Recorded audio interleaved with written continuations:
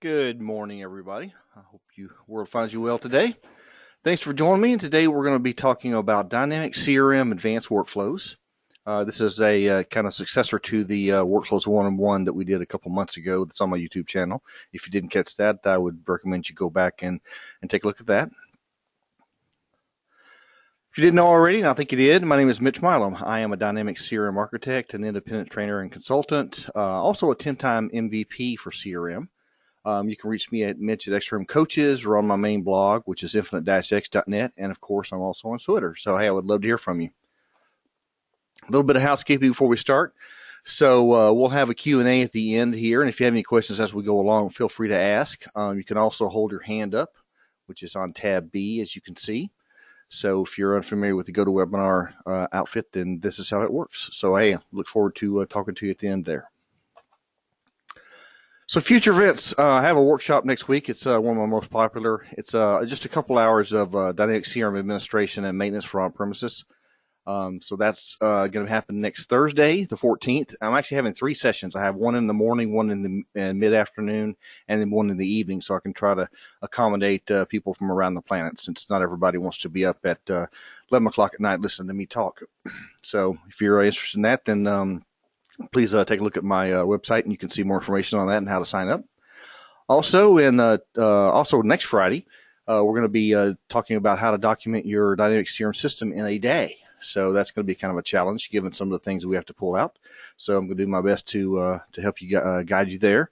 And then at the end of the month, we have another one on training strategies, how to increase your user adoption by training. And this one we'll just talk about different things I've learned over the past few years about how to get people involved, how to keep people involved, and then hopefully everything that shows up will have some more stories to tell, so I can add to my list of things we can do. So here's my roadmap for this year. So continue to do the webinars I have been. Every webinar is recorded and put on YouTube, as you probably know. I hope so. Also, go sign up for my Knowledge Bits, which is an email delivery system. There's several channels, everything from development to administration to training. I have some learning plans that I am working on. I've got, I think, one released right now, which is on JavaScript. I'm continuing to add to that. And then more goodies coming. I've got practice tests. I'm about to finish up a 3-day course on Introduction to Dynamic CRM development. That'll be both in-person delivered and as well as video training. And then I've got some more books either being updated or coming out here soon. So probably plugin development administration will be the first 2 out of the bucket there. And I think that's about it. So if you got any questions on that, then let me know. Whoops.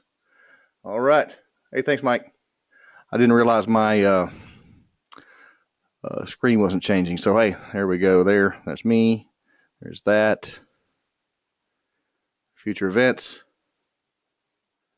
And there's the roadmap. Hey, thanks, guys, for pointing that out. Okay, so today we're going to talk about process automation, workflow design and configuration, and I'm going to recover some things we talked in the previous workflow just because they're relevant to this as well, on troubleshooting, management, and then extending. So this is what we're going to cover today.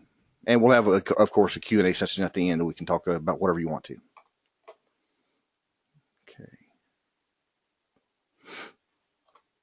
Okay, the first step of this is about to cause me a problem because my PowerPoint stopped working. Hang on 1 second, please. Okay, and we're back. Sorry about that. PowerPoint crash. That's very fascinating. Anyway, so as I was saying, automating a process is where we're going to start because that's where everything with automation goes. So the first question you have to ask yourself is, what exactly are you automating? Is it a lead to customer process? Are you working on the opportunity and the built-in stuff that's with that? Or are you coming up with a custom process to automate some flow of business with some flow within your business itself? First things first, you have to remember that you must have a process to automate. You just can't start automating. It just doesn't work like that. First things first again, to reiterate, you must have a clearly defined process in order to automate. Now that may sound like silly to a bunch of people, but let me tell you, I've had people ask, hey, I need you to do this for me. Like, what's your process? Like, oh, we don't have one. Well, then we can't automate it. Okay. One thing to keep in mind, this is Mitch's rule number 3. My numbers will vary, but this is always something I say is technology does not solve process issues. So in other words, until you have your process down and have it working, you can't automate it. Okay? If you throw technology at a problem, in most cases, what happens is it makes it worse. So keep this in mind. This is very, very important. Okay, and no matter who's telling you to do what or what brilliant idea you think you have, if you don't have the process down, you'll never be able to apply technology to it to make it better. So here's the typical way things work with what we do here is just a thing called process mapping. So we document the existing process steps. We get agreement from all parties. Believe it or not, in a company with more than 3 people, you will find disagreements about how things should be and will be done. I cannot tell you how many times I've been a part of things or had friends being part of things where you ask 2 different groups how they do things and you will get 3 different answers. So you need to get everybody to agree on what is the process we're going to follow so that we can determine if we can automate that. Okay, which is the next step. Determine the technology requirements. Do we have the pieces that we need to complete whatever we're working on? A lot of times you can do things just straight out of the box. It's just standard CRM stuff, creating records, whatever it might be. But occasionally we have to bring in some third-party tools. Say we need to generate a PDF at a certain place and actually email an invoice to somebody or something like that. So that's technology we have to bring in if we can't figure out how to do it within CRM. So things like that is what I mean by determining the technology requirements. And then finally, the last stage, which is actually where the work gets done, we create the workflow or workflows to actually automate the process we're talking about. So getting started. So you can start in whatever manner you're happy with. So if you're a big thinker like me, you got a whiteboard. If you're a small thinker, you like to work on paper, that's great. If you're one of those newfangled kids, that like to work, with electronic stuff, we got Visio. Whatever makes you happiest to work on. A lot of times if you're in a group setting, having on the whiteboard really helps to draw things out. If you're just doodling and trying to figure things out for yourself, sometimes the piece of paper actually works better. And then finally, you can always document everything inside Visio and then distribute that to the people for approval. So whatever it is that makes your process flow for your brainstorming, use that tool appropriately. So let's talk a little bit about design. So I'm going to make some comments here. There should be blatantly obvious to everybody, but a lot of people just kind of skip over them sometimes. But simple is better than complicated. Strictly because complicated means complicated. Simple means it's hard to screw up, hopefully. If you can't explain how it works to somebody else, then it's probably too complicated. Think about that for a second. Okay, so if you have a process and you can explain it to somebody and they don't end up with a glazed eye look, then maybe you're fine. If it takes you 15 minutes to explain how something works to somebody and then at the end of the thing they don't even remember who their name is, then maybe you've got a problem with your process there. And always keep maintenance in mind, okay? This is not a one-time we're going to create it and forget it, okay? This is something that you're going to have to maintain from now into the future. So again, going back to the simple is best because simple is easy to fix or easy to change or easy to do whatever. So if you design with maintenance in mind from the beginning, it will make your life much, much easier. So what we're going to do when we build up these workflow pieces is we're actually going to build blocks. And we take those blocks and we build them into structures. Okay, I'm using the Lego metaphor because it's pretty appropriate here. So take these 2 workflow designs here. Probably the way you've been doing workflows right now, because maybe you have a few steps or you just don't never experimented with things, is you create one workflow with a bunch of steps in it. That bunch of steps could be 5 steps, it could be 100 steps, but you create one workflow. The problem with this is you have one workflow. If you have to change any of the process, you have to modify the workflow and then restart it again. And I'll talk about that in a minute. Another way to do it is create a master workflow that has child workflows that are called. The child workflows are the ones that actually do the work. And the reason that we lay it out like this is so that we can actually make modifications to the processes without having to worry about things not taking effect and things like that. Okay, so in this one we have a master workflow that calls 3 child workflows that each have a varying degree of number of steps. Here's how it kind of looks like all drawn out pretty. So master, child, we have two child workflows there. Then this child workflow has, number one has two other workflows that it calls. And the really cool thing about this is when you separate them out into child workflows, what it allows you to do is actually, again, disable those workflows, make a modification to them, and then put them back into action. And if they haven't been executed yet on a record, then the modifications will take effect. Okay, so let's talk about the configuration here for a second. So today we're going to be talking about doing background processes strictly because that's just mostly the way how this stuff works. One of the things I always do when, at least in a development environment, is I always check the run it as on demand, as an on-demand process, because what that allows me to do is actually test it manually. If you don't have the on-demand checked, then you cannot run it manually, and it really helps to figure out if your process actually works. The second thing you have to do is if you want to call the workflow from another workflow, you have to have the checkbox checked that says this is a child process. If you don't do that, it will never show up on a list to where you can actually add it to another workflow. So very important there.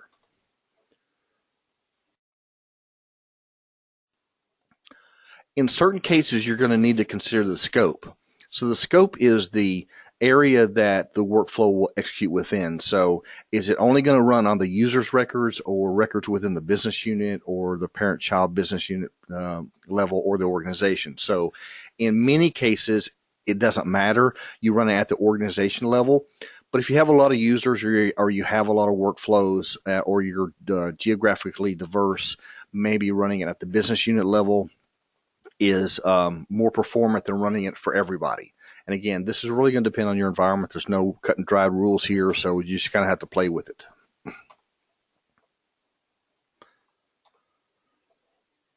Okay, one of the things that you can actually do to organize your workflow internally is to create something we call a stage. So a stage is just a collection of things to do or steps. Okay, they don't really do anything.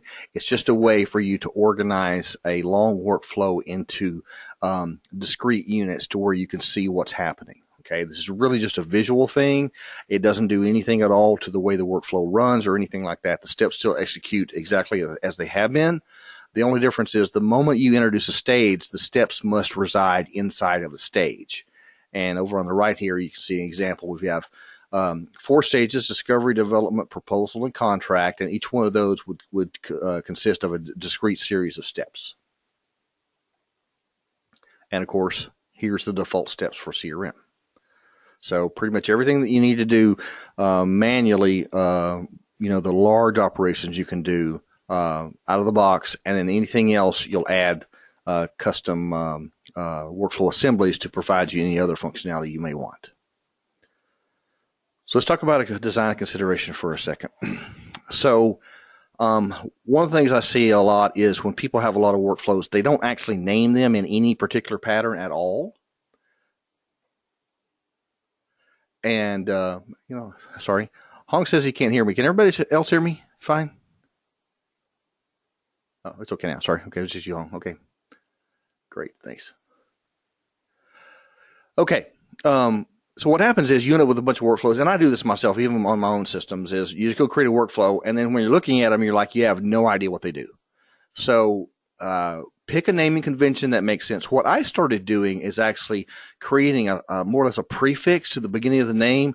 So I would have like admin : or marketing : or sales : at the beginning of the name of the workflow to help me actually figure out what it was, just from a very glance, just at a glance type of search there.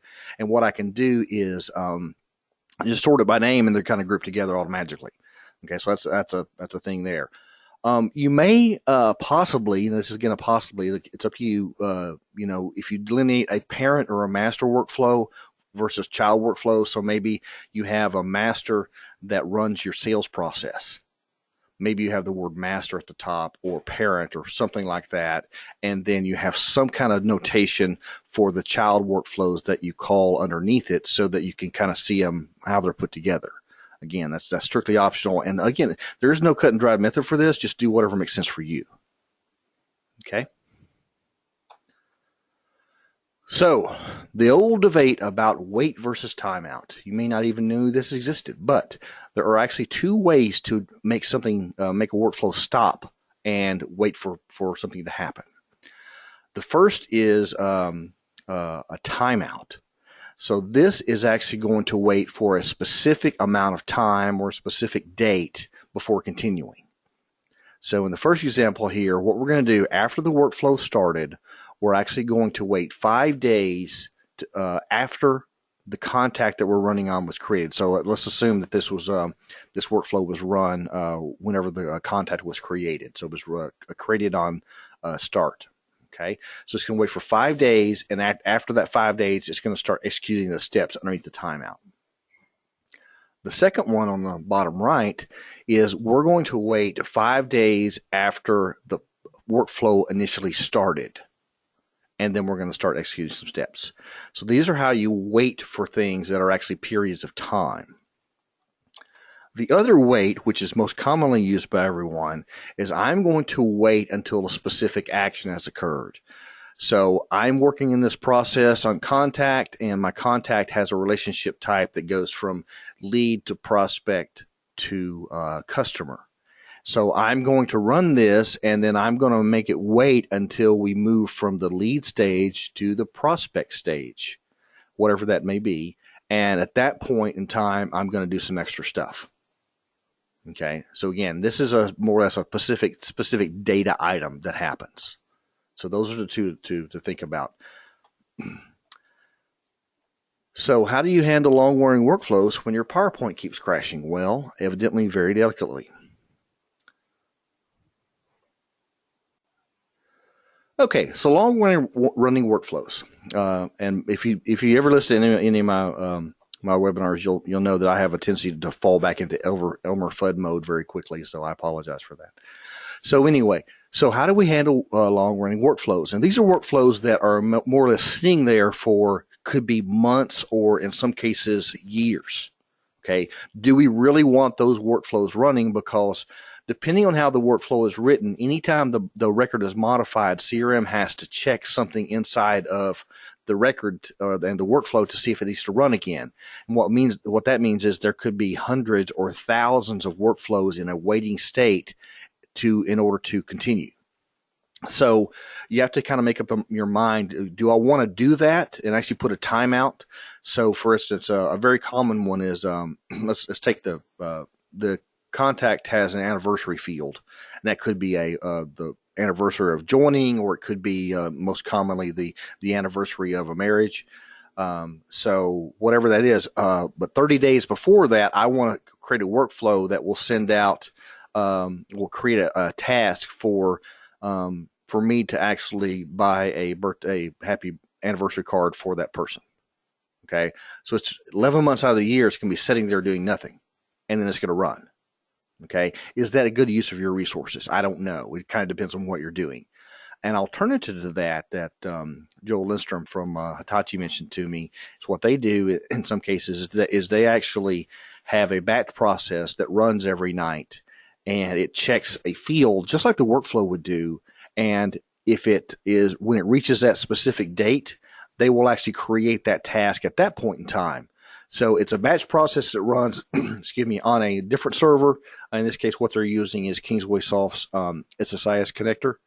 And what it does with that is it will actually run in a batch mode, does a query, looks for anything that's 30 days out, and then pulls back that record set and then applies an action to that record set, in this case, creating a task to buy a anniversary card.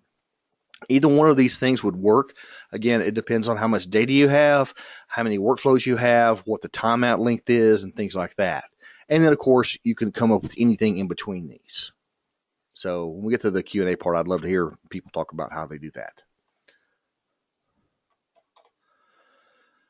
Okay, I mentioned this earlier about actually creating workflows and having to modify them, but if you didn't know, once you start a workflow on a record, it's set in stone. It cannot be modified in any way. It is a copy of the original workflow, and it just works. If you modify the workflow, the original workflow is unmodified. It's in place. So if you have one of these workflows that is waiting for 11 months, it's still going to be waiting for 11 months, and it's going to be the original workflow that started it. It's not going to be the new copy. So when I mentioned earlier about splitting these things up into child workflows, if you have a workflow that one of the things I mentioned, like, so there was a three tier. So we had the master workflow, then child one, and then child two or child three. And what child two does is do nothing but wait. Child three is the one that actually does the work. Well, what can happen is child two is never going to be modified. It's still going to wait for 11 months. But child three, the one that does the work, we can disable that, make some modifications to it, activate it again. When child two's timer times out and starts executing, which is going to execute child three will work with the updated code. Okay. So again, the most important thing to remember about any workflow, it doesn't matter how long they are or anything, is once they started, they can't be modified. They're literally, it's a copy, it's set in stone, and the only way to get it to reapply is to cancel the current running workflow and reapply it, which can generate all kinds of fancy things that will cause a problem. So we don't have the capability of actually restarting a workflow from the beginning, but believe it or not, you can call the workflow itself. So the way that you would do this, and I just stuck this into the workflow I was using to pull screenshots out of. At the bottom here, I have a stage 4, and what I'm going to do, I'm going to start a child workflow on the contact record, which is the current record type we're in, and I'm going to run the workflow called multi-stage workflow, which happens to be the same workflow that we're running. So this will actually run itself again, a second copy, and then it will go into whatever wait state that you're in from the very top. So this is how you actually have a workflow call itself to more or less restart the process, and then you can kind of continue on from there. So extending workflows, I'll send you a list of all the things that we talked about in the last webinar, but basically there's a lot of free utilities out there that provide you extra capabilities. Like Jason Latimer has a series of custom workflow activity packages. He has date and time workflow utilities, which do things like, as you can see, with dates and times, with emails, with strings, and numbers. And what this allows you to do is actually do a lot of extra things to the data that you're working on within a record that's not provided by the system. And you can do things like basically pull things out, modify it, change things around, add things together, and then what that will do is it will create a variable that you can use later on to do things like mail merges and stuff like that, or email templates and things. 0 to 10, now they got bought by another company, so they merged or changed their name. But if you probably look this up, they have a thing called a CRM 2011 bulk workflow execution tool. It should still work with 2015, 16, as far as I know, and 13. And what it does is it allows you to pick a workflow and then a query, and then apply that against that workflow against each of the records in the query. So that's pretty handy if you have a lot of records. So let's talk a little bit about troubleshooting and maintenance. So there are two types of workflow failures. There's a soft failure and a hard failure. A hard failure means that something has happened that is so bad that CRM quit and just has given up any attempts to even try this thing again. So a hard failure will actually have a status of failed. In almost all cases, you cannot restart a failed process. Then there's a soft failure. So a soft failure is actually a failure, but it could possibly be restarted depending on the type of failure, the type of record, and a whole bunch of other things that go with it. So a type of a soft failure would be something like you open the record up, the system job is where you see this. You open the system job and you see this warning message in yellow at the top. And then when you expand the details tab, you actually see this error message inside of that. Okay. So this is generic SQL error. In probably 80 to 95% of all cases, what this is actually a timeout, a SQL timeout. So one of the things you need to build into your administration life, and we talk a lot about this in the course I'm holding next week, is you build a personal view, which we'll cover in just a second. You built in a time in your day or your week or your month, depending on how much work you have, to monitor these system jobs, and then you need to develop a plan for correcting these system jobs. So the first thing that I do after PowerPoint crashes is I build a system job, personal view called system job with messages. And what is in that is a check for the message field. And the message field is always empty unless you have an error. So we can use the contains data operator. So basically what it is, I go to system jobs and I create a personal view. Now, the reason I'm creating a personal view instead of a system view is one, you can't do it on system jobs, just impossible. And two, since it's a personal view, it is not included in the solution system. So if you are if you're in a situation where you have a dev, a staging/QA, and a production system, and you're moving your changes from one to the other, personal views are not part of the solution system, so basically they're not put anywhere. This is mostly used for either probably the QA environment to verify that things are not going right or wrong. It's definitely used in production. The second thing is a personal view is basically just specific to that environment, which is kind of what I just mentioned. So the message is only populated if there's an error. So I create a personal view, say, okay, show me anything that the message contains data, which means it's an error. And then what I do is I save that and I look at that periodically. And I create a second one also that does a date check for yesterday and today, because reviewing system jobs that are older than a couple of days is really kind of fruitless, because most of the time when you have a problem, it is extremely situation dependent. So in other words, I don't know what happened 2 days ago. It could have been a hiccup. We could have been loading data. We could have had a backup problem.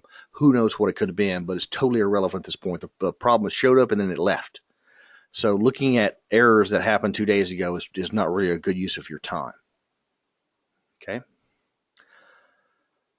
So another thing that I do is I do not. There's a setting on the workflows to actually remove the evidence of the workflow if it was successful. It's a checkbox. I uncheck that because if it works, you don't know it worked. But if it worked and failed, you know. But if it worked and worked successfully, you have no evidence of that. So that kind of drives me personally crazy. So what I do is I turn that off. And then the problem with that is it leaves a lot of workflow residue around. Then so the way I fix this is I create a bulk delete job that takes a look at the system job for a status of succeeded. The system job type is equal to workflow, and it was started more than 1 month ago. So 30 days is about as long as I've ever seen the need to capture historical data. If you can't figure out you got a problem in 30 days, then maybe there's other issues you need to work on. So basically, this will be run. You can run this every 30 days. You can run it every 7 days. You can create 7 of these. If you have a lot of data, a lot of workflows going on, you can create 7 of these jobs that run one after the other, 7 days, 1 day apart, so that they're always running and always deleting the older data, whatever makes sense for your environment. So these are a couple of things that I do just as part of my management that I handle. Okay. So we've got a couple questions here. Dave says, instead of a batch, could you use an on-demand the first of the month, checking something like upcoming birthday? Yes, it'd be manual, but it's monthly automatic checklist, things that are like those goals. Yeah, Dave, you could do it manually, but that's kind of a waste of time. And plus people forget and things like that. I would much rather have it set up to where you're automatically doing it, have some kind of system in place to do it. But that should be it. Yeah.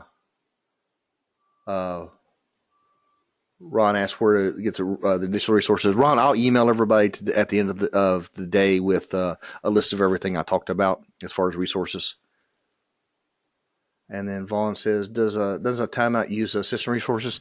I don't think it does, Vaughn. I think the way that the workflow system is set up, that it actually doesn't use a resource. It just basically will activate at that point in time. Deb asked me something that I don't know the answer to. On the process entity, there is a field called activity count. How is this used? I have no idea. I have never been able to get that to work correctly ever.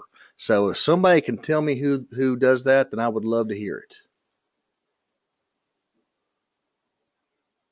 Anybody? Besides Paul? Paul? Was that for that question or for a different question?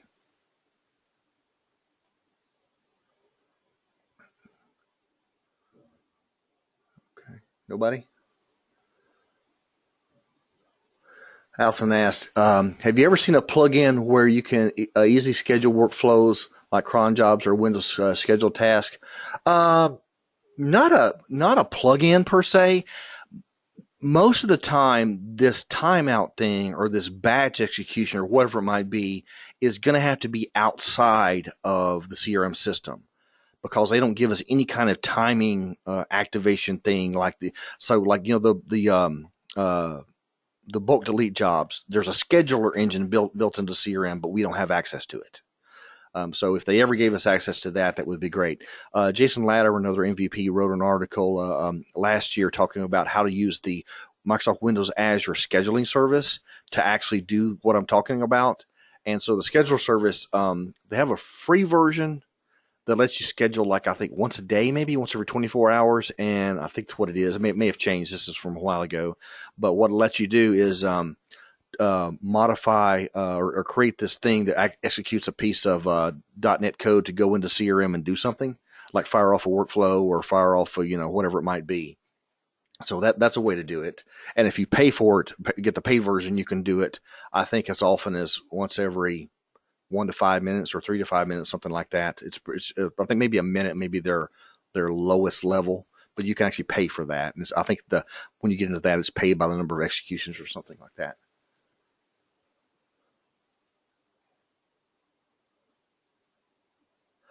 Um, Mike asked about, I brought Kingsway Soft about the North 52 stuff. I haven't used it, but it looks pretty cool. And I've heard they do some of these things. I just don't have any practical experience with it. But the North 52 folks, I would definitely take a look at it. Just go out to, I think it's north52.com.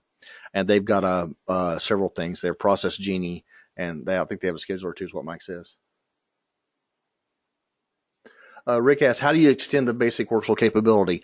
Rick, what you have to do is you have to create what they call a custom workflow activity. So if I scroll back here to these other things here, like these are all custom workflow activities. So what these do, they're written by hand, and they're basically they're a DLL you create inside Visual Studio. So you take this DLL and then you use the plugin registration tool to add it to CRM. The moment you add a custom workflow activity to CRM, it will show up in your list of steps. And then from then on, whoever creates a workflow just has a list of additional capabilities available to them. That's all it is. So this is how you actually extend the system. Vaughn says activity count is count of all activities open and closed, excluding ones created by any workflow. That's how it's supposed to work. I've just never seen it work. But maybe that was a long time ago.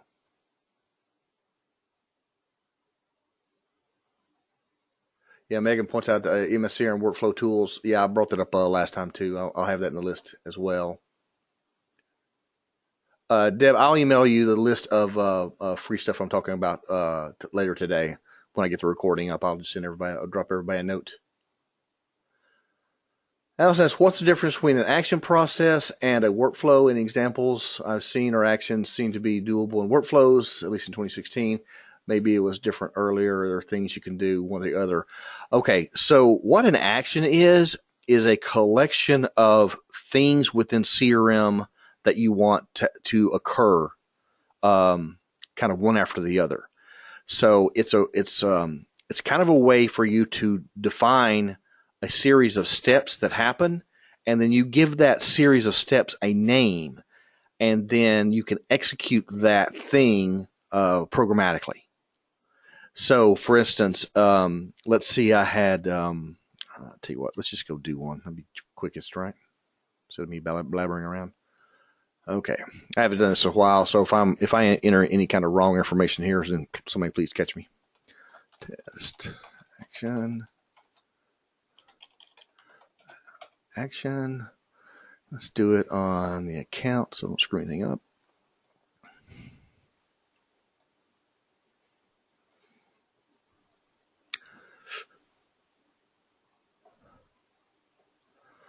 Okay, so basically it has a name. This is the unique name, and it's going to be activated as a process instead of a template. We can actually define arguments to be passed into it, and then we can add steps. So these are your standard workflow steps. Okay, so this at this point, it's pretty much very similar to how a workflow works. But I think the main idea of what happens is there's a programmatic thing that says, I want you to execute this action, and it will go basically fire it off. And you can, like I said, you can pass data into it, and then it will perform all the steps you defined. Okay, so it's the same thing as a workflow, but you've got some things behind the scenes that you can programmatically activate it, and instead of you creating a condition like the previous iteration of this is what we call a command pattern plugin. Back in the early days of CRM Online, we did not have the ability to create custom workflow activities for CRM Online because the workflow engine, the Windows Workflow Foundation engine, actually ran in what they call full trust. So that was .NET Full Trust.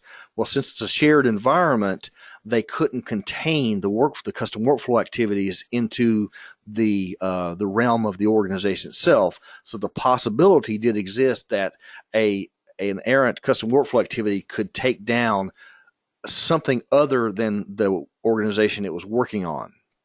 So they worked with the .NET team and they got it to where it would work in partial trust, and we now have the ability to have custom workflow activities and sandbox plugins inside of CRM Online. But the side effect of that in the meantime is we still had work to do. And since we couldn't create a custom workflow activity, what we did was we created a temporary entity, and that entity had pretty much the parameters necessary for creating the data being passed into the plugin. So like for instance, I have something I can't find right now.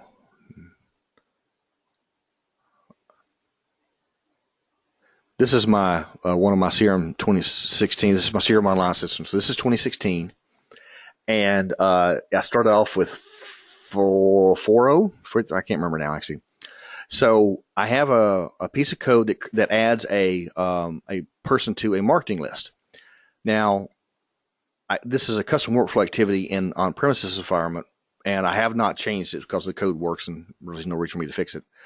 So what I did is I have this thing called a create marketing list action. So I have an action which is add or remove. I pass in the marketing list, and since the marketing list can contain either an account, a contact, or a lead, I pass in one of those three things. And what this will do is fire off a plugin that will take the information passed to it, and it's like, oh, I want to add this person to this marketing list. Okay? So this is pretty much the same thing as what an action does now. Is I've instead of creating this whole like custom entity and then defining my plugin and code and stuff like that, what I do is I create an action that will actually be executed when I say, what do I call it? Test action. If I say execute test action and pass in some parameters, it'll actually go and do it, and then it will go through all the steps one at a time that I've predefined. And what that allows me to do is actually create a modifiable system, so I can change the steps, I think, at any time. I just deactivate it, and that way I'm not having to programmatically do stuff. Okay, does that make sense? Or did I just blather on for half an hour?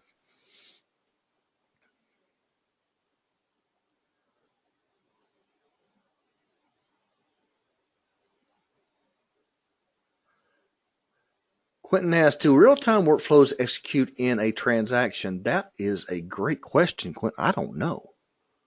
Does anybody else know that? I've never actually thought about it. I thought that they did. Oh, no. I don't know. Does anybody else know?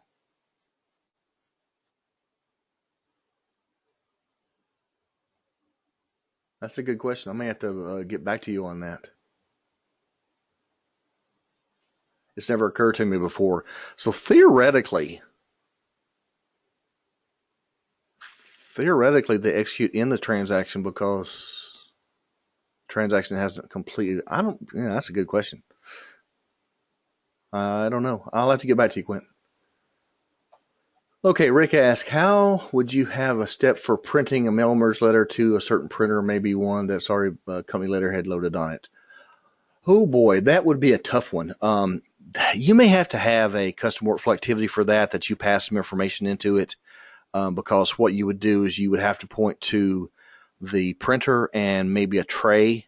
Because a lot of people, what they'll do is they'll load up letterhead and tray 2, and then plain and tray 1, and then they'll print maybe page 1 for the tray 2 and the rest of them on tray 1.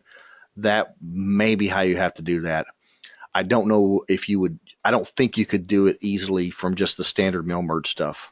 I know I saw a blog article not too long ago, like a couple weeks ago, about using the new document templates that we have for Microsoft Word with CRM 2016, about using those inside of a workflow to generate that document, but it's not so sophisticated like that.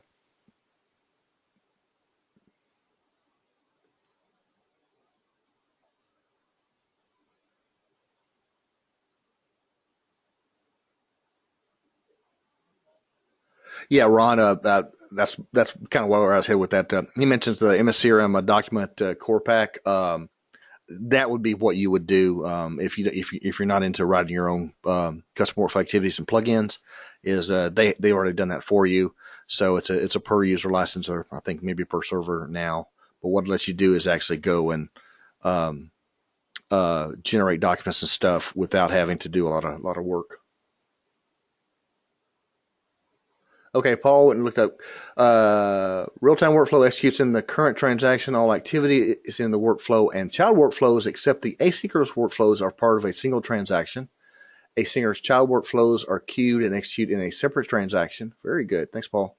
So yes, so real-time workflows themselves execute inside of the transaction, and what he's referring to is the physical database transaction.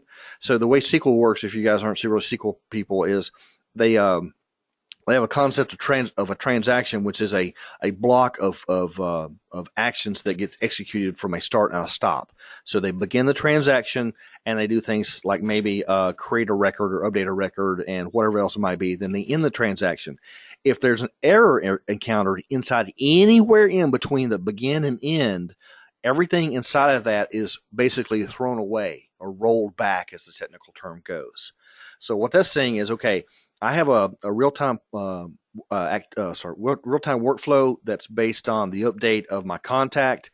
I'm going to update my contact. My real-time workflow fires, and then something happens, and I get an error. What will happen is it will roll back whatever the workflow activity did plus the update of that record and return it to where it was before the update action started. So that's pretty important when you're trying to maintain consistency, so that you don't end up with issues with what they call data integrity, things like that. It's good. Thanks, Paul. Okay. Anybody else?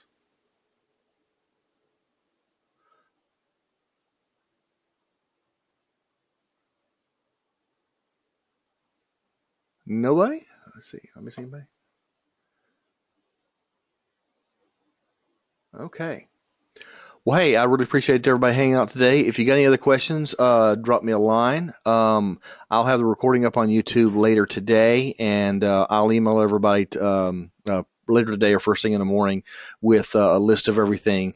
Actually, if you go out to my website, go out to xrmcoaches.com/webinars, and then look for the workflows one-on-one. If I'm not mistaken, when you go to that page, there's actually a list at the bottom. I'll include that same list in this. And then the link that Paul brought up about the workflow activities, I'll add that. And if anything else pops up, hey, let me know. And I hope to see you guys soon. Thanks for showing.